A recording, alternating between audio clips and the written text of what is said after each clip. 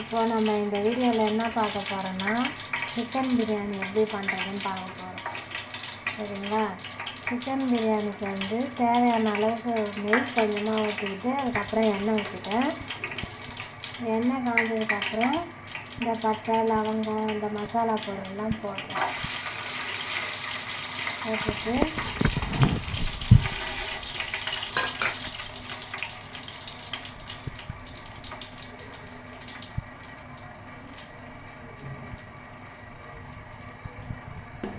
அதுக்கப்புறம் வெங்காயம் போட்டுக்கலாம்.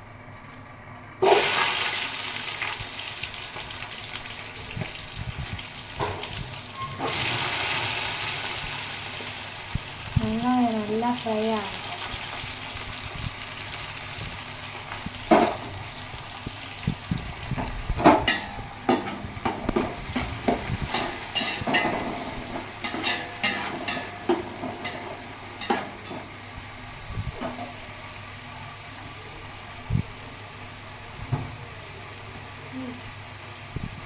இப்போ டேஸ்ட்டுக்காக 3 பச்சை மிளகாய் போட்டுக்கிறோம்.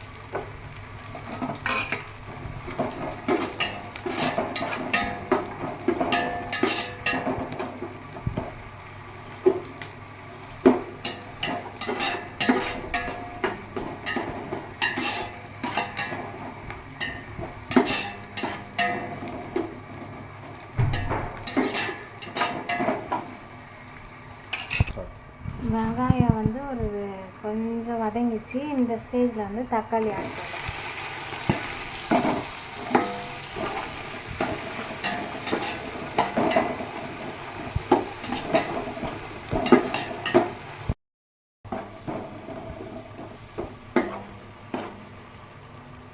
இந்த அளவுக்கு வெங்காயம் வந்து டீப் ஃப்ரை ஆகணும். ஓகேவா? வெங்காயம் வந்து ஒரு கண்ணாடி பதத்துக்கு சொல்லுவாங்க, அந்த மாதிரி வரணும். அந்த அளவுக்கு வதக்கும் போது தான் இது வந்து வெங்காயம் தக்காளி வந்து எந்த அளவுக்கு வதங்குதோ அந்த அளவுக்கு டேஸ்ட் வந்து கொடுக்கும். அதுதான் கான்செப்ட். ஓகேவா? வதங்கிடுச்சா? இப்போ வந்து சும்மா கொஞ்சோண்டு புதினா போட்டுப்போம். அப்புறமேட்டுக்கா நம்ம வந்து மேலே போட்டுப்போம். இப்போ வந்து கொஞ்சமாக புதினா போட்டுட்டு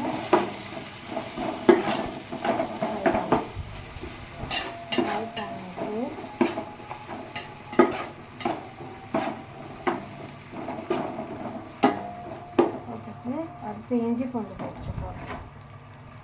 இது வந்து இஞ்சி பூண்டு பேஸ்ட்டு போட்டுப்போம்.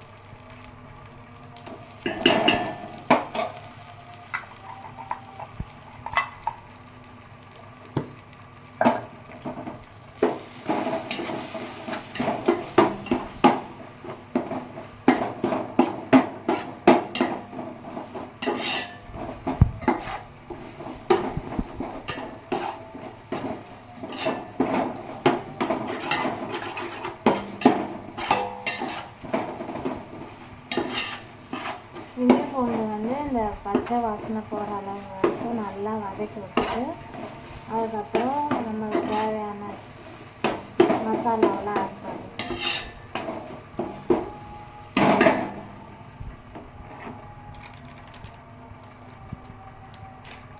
உங்களுக்கு காரத்துக்கு தேவையான அளவுக்கு நான் வந்து சில்லி பவுடர் ஆட் பண்ணிக்கிறேன்.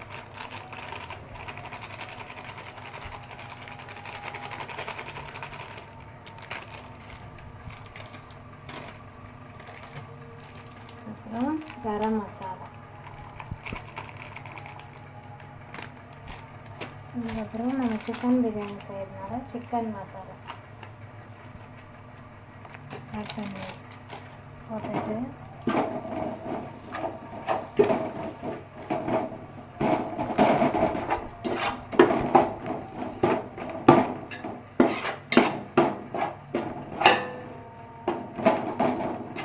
தேவையான அளவு உப்பு ஆட் பண்ணிப்போம்.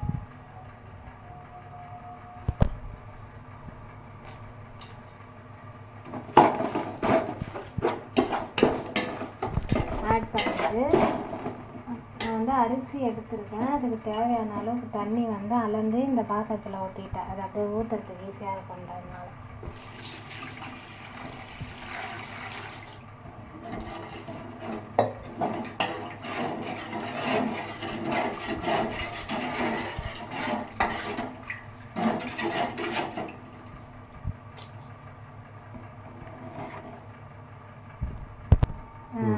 சிக்கனை நல்லா வாஷ் பண்ணிவிட்டு மஞ்சள் போட்டு ஒரு வாஷ் பண்ணிவிட்டு சிக்கன் ஆட் பண்ணிடுறேன்.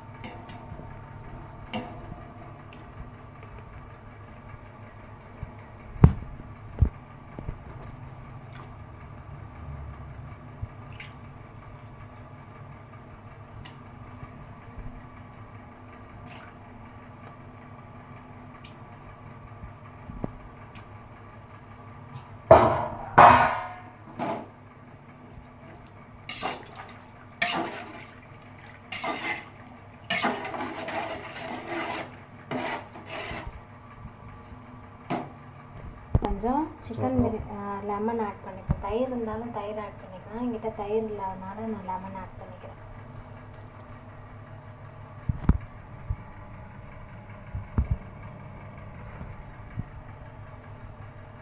நான் வந்து கொஞ்சம் நிறையா பண்ணுறதுனால நான் ஒரு லெமன் ஆட் பண்ணிக்கிறேன். உங்களுக்கு தேவையான அளவுக்கு நீங்கள் ஆட் பண்ணிக்கோங்க.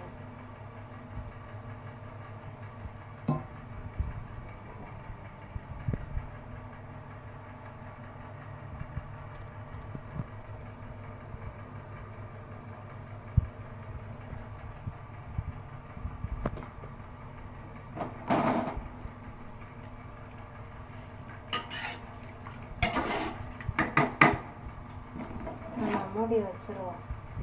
ஒரு கொதி வரட்டும்.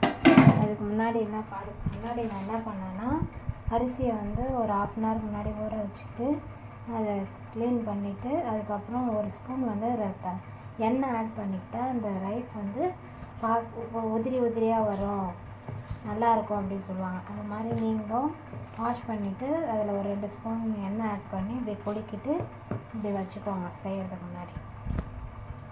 இப்போ அந்த தண்ணி வந்து கொஞ்சம் கொதிச்ச உடனே அரிசியை போட்டுட்டு மூடி வச்சுட்டு தம் வச்சுட்டு இறக்க வேண்டியதுதான். அவ்வளோதான். இப்போ வந்து கொதிச்சிச்சா என்னன்னு பார்க்கலாம். ஓகே, கொதிச்சிருக்கு. இப்போ இந்த ஸ்டேஜில் ரைஸ் ஆட் பண்ணிடுவோம்.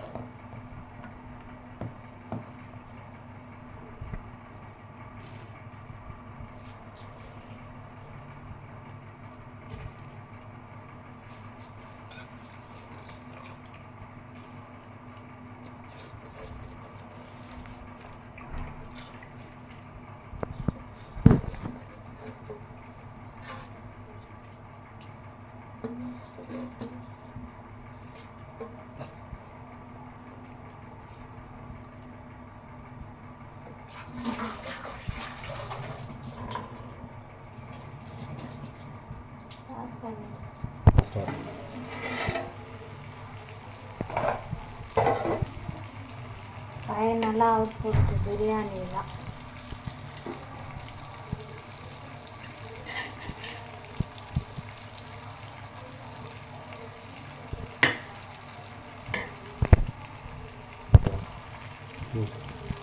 மீனும் பண்ணியிருக்கேன், அதோட வீடியோ அடுத்த லிங்க்ல போடுறேன்.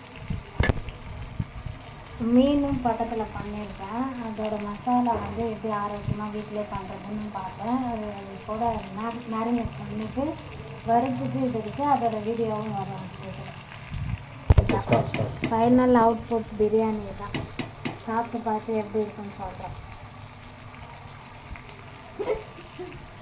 ஓகே.